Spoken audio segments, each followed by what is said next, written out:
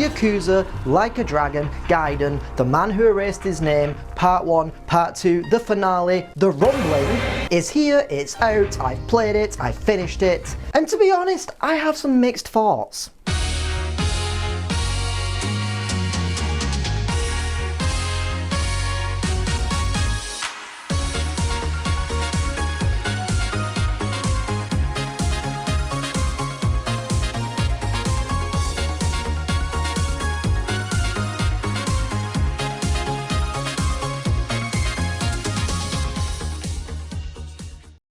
Tally-ho, ItsOcean back again with another episode of Recommendoceans, the series in which I talk about all the video games, all the movies and all the freaking TV shows. This just hit me in the face. And for this episode, I get to talk about one of my favourite franchises that I've been playing over the last few years, and that franchise is Hello Kitty. Ryu. Hello Kitty U. This is a very bad transition. Yakuza / Like a Dragon, The Man Who Erased His Name, Fellowship of the Ring. Title is so confusing. Why did they have to change it to Like a Dragon? Nothing makes sense anymore because there's Yakuza Like a Dragon, the game, and then there's Like a Dragon, the series. So when I say, oh, I played the Yakuza game that's got Ichiban in it, I will say Yakuza Like a Dragon, or just Like a Dragon. But now I can't say Like a Dragon because it's now the name of the fucking series. Why are you like this? So I do want to quickly say that this video will contain no spoilers. This series that I make never has spoilers. So this game is going to be a little bit difficult to talk about because Like a Dragon Gaiden is a game that's kind of in between games. It's nestled in there in the annals of history.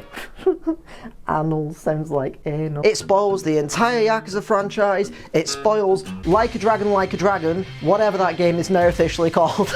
It's a continuation of the story, but it does talk about a lot of things, and I can say right now there's a hell of a lot of fan service in this game. To newcomers, I can't recommend it. If you're watching this, you've never played a Yakuza game, I can't recommend playing this. I would say go and play Yakuza 0. That's the best place to start. In this game, you play as this guy. Almost said you play as this gay by accident. I fucking wish. He is Agent Joryu, which is actually kind of his code name, but also an identity that he is taking on, because this guy is someone else, and you'll never guess who it is. That's right, he's actually Taichi Suzuki from Yakuza 5. So Agent Joryu works for this very shady, very secretive organization of people known as the Daidoji. These guys have Joryu in their grasp. They have him grabbed by his bollocks.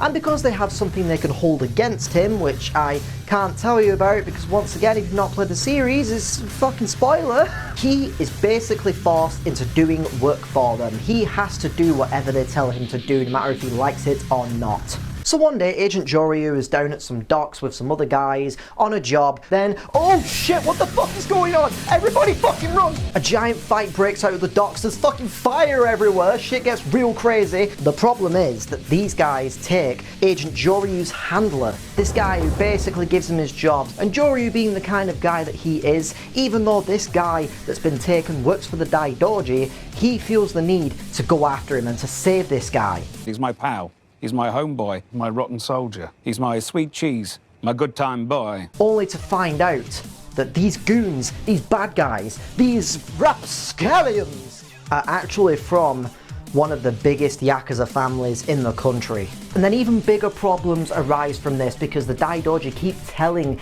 Agent Joryu, no one can find out who you really are. But then, every 2 seconds in this game, people are like, Kiryu-san.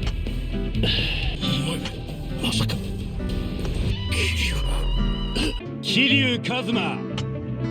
登場界の元4代目会長.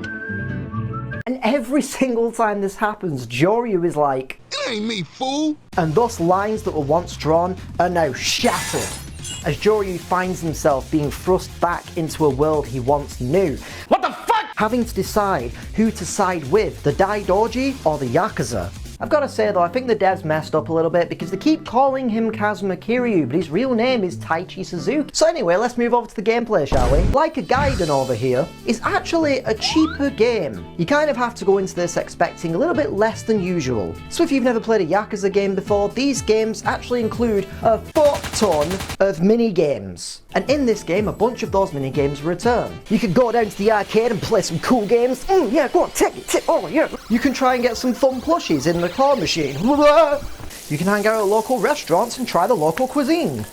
There is also a Sega Master System that you can play in this game too. Though I really do wish that they would add a Sega Dreamcast to one of these games. I want to be all up in this bitch with fucking Choo Choo Rocket, just fighting enemies fucking Pro Store and then like just grinding around to Jet Set Radio and just funking, baby. But alas, one can only hope. Like a Gaiden also has a returning minigame, which is Pocket Circuit Racing. Hell yeah. Cool that it's there. You get to go to a really, really awesome and badass looking new area called The Castle. Oh, this place is so freaking cool. I mean, look at this cool ass statue. It's so great. Oh, there's a cool pool. I can splash around it. And now there are people being whipped in the street.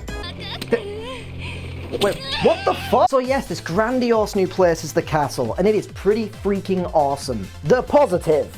For me, the best piece of side content in this game was the Colosseum. Now, the Colosseum is actually a returning activity, for this is in a lot of the other Yakuza games, but they have made some tweaks to it this time that are pretty freaking awesome.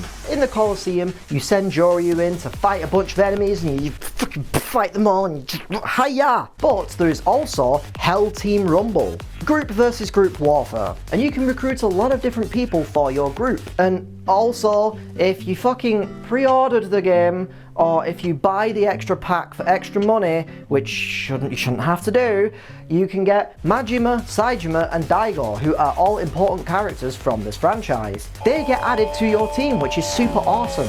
But then things get even cooler, because every single person that you recruit to your group is playable. Ever wanted to play as a ninja? Well, now you freaking can. Ever wanted to play as a man in a diaper? Whatever floats your boat. Ever wanted to play as Businessman Taro? No, you didn't. Don't lie. Nobody wants to play as Businessman Taro. And this also includes the pre-order bonus characters that are in there as well. And you can also play as Daigo, who is playable for the first time ever in this game. But only if you get the stupid fucking pre-order bonus pack or buy it for extra money. Because God forbid that we should just buy a game and have everything in the game from the moment you fucking buy it. And while you're in the castle, you can also do a new feature, which is the boutique. Yes, fashion! Because for the first time ever, you can actually customize your character. You want to wear a cool hat? You can. You want to wear some sunglasses? You can. You want to wear a whatever the fuck this is, you can. You can bet your sweet fucking clappable cheeks you can. Once you're done in the boutique, you can head on over to the Cabaret Club, which is another returning minigame in this series.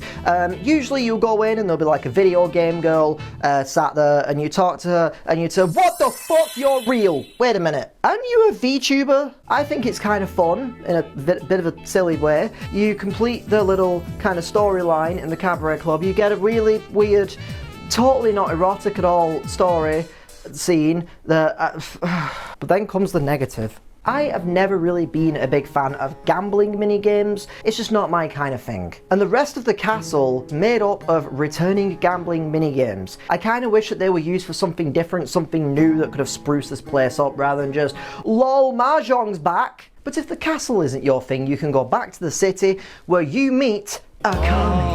This queen right here is step on me, please. I mean, Akame, I'm not a simp. Please, please don't tell anyone. Don't. For completing sub-stories that she has, and for completing stroll and patrol missions, you can level up her own network known as the Akame Network. And through helping Akame with the Akame Network, you can gain Akame points. Like a Dragon Gaiden, more like an Akame, the Akame who erased her Akame. Which brings me to another negative of this video. The stroll and patrol scroll missions were not very good. A lot of these missions always just involve the same kind of thing. It's always go and walk the streets of Sotenbori and then you meet this guy who wants some milk. So you get him the milk.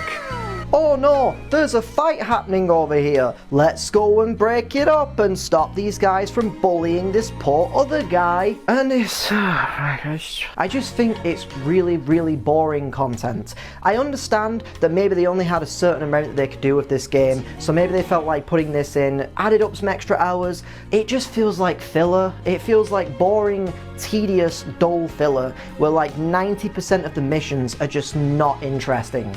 And this is one of my problems with this game. I'm not saying the game is bad, I'm not saying it's terrible, I'm not saying this is the worst game ever made. So don't get me wrong, this game is great, but I really felt like the side content in this game was really lackluster in comparison to other games. There's a new arcade game machine where you can play Daytona! Let's go away! I love that game. And as I mentioned earlier, the Coliseum is great, but overall I felt like this game didn't really have much to do in terms of side content, or the things that you could do were all just returning things that I've done a million times before in this series. Now then, I'm gonna take things over to the fucking combat. You fucking take that, you fucking light! How dare you light me up, you son of a bitch! You light up my world like nobody else! Oh, the things that I do for a video, I actually hit it properly and now my hand's red. Broken bone obtained! So in the combat for this game, they just kind of sneak up. Oh fucking crap! Joryu has two different fighting styles. One of them is his classic dragon style, now renamed as the yakuza style, which is really confusing because shouldn't it be called the like a dragon style? Like a dragon style. Why did I do that? Hey, sexy Kiryu, I mean Taichi Suzuki. And this style's kind of cool, it's a little bit more aggressive and heavy hitting. And then there is the brand new style, the agent style. Like an agent style. So the agent style is a bit more of a fast pace, dodging, quick jabs. But the most interesting thing about this style is that it actually uses spy gadgets. And my favourite one by far is the wire, because it basically turns you into Spider-Man. There's also the serpent's boots, which literally make you... And I didn't really find them that useful, if I'm being really honest. And then there is the explosive cigarette. I may as well just fight my enemies because it's more fun than just holding a button, throwing a cigarette, and then just roaming around, just avoiding the enemies so I don't take damage until kaboom, there we go. And then the fourth gadget is the drones. And these things also aren't that great, in my opinion. They're fun though, you can literally just hold a button down and keep summoning drones almost infinitely, but it never really feels like it's that much damage, and in the time that I spent wandering around avoiding damage and just summoning drones, I could have just beat the crap out of my enemy and done way more damage. And that's just kind of how I feel about the gadgets for this style. I wasn't the biggest fan of the gadgets, the only one that I enjoyed using for the most part was the wire, because whee! So if I'm being really honest, I'm not the biggest fan of the fighting styles in this game. The agent style utilises gadgets that I just didn't really find very interesting or fun to use, and the Yakuza style feels like it's been nerfed. I don't know, maybe it's just because the last game I played in this series was Lost Judgment, and I absolutely adored the combat in that game. Which, by the way, I made a video on that a while ago. It's a pretty good video, you should go check that out. I worked hard on it and it's really cool. Links in the description. So Like a Dragon Gaiden is a really, really cool game with a really freaking phenomenally emotional story. One that actually made me cry. So can I recommend Like a Dragon Gaiden? Yes. Yes, I freaking can. Unless you're a newcomer. If you're a newcomer, don't play this yet. Just ignore this game. Go and play Yakuza 0. It's fantastic. Links in the description. But if you're a veteran of the series, then I definitely recommend checking this one out. Sure, I might have problems with the side content and some of the combat here and there, but who knows, you might really enjoy it. Plus the story is freaking fantastic, so I highly recommend this. But anyways, thus ends another episode of Recommendoceans. Just want to quickly say that the previous video I made, which was on Starfield, I actually saw quite a boom in views and comments and likes and fucking subscribers, so hello, how's it going everyone who subscribed? Thank you, really appreciate that, thank you very much. Hope you're having a nice day, and if you're not, I hope your day gets better. I'm currently working hard on a script for one of my next videos, which will be my year in gaming. Looking forward to making that one. But anyways, have you played Like a Dragon Gaiden? If you have, what did you think about it? If not, do you think you're going to check it out? Let me know in the comment section down below. But thank you for watching, and hopefully I'll see you in the next video. Pip pip toodaloo!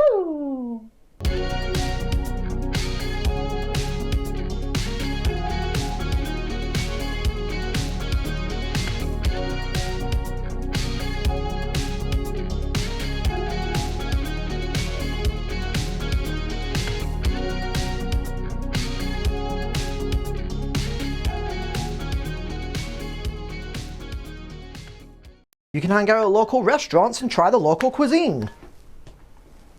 Well, that went wrong. What am I doing?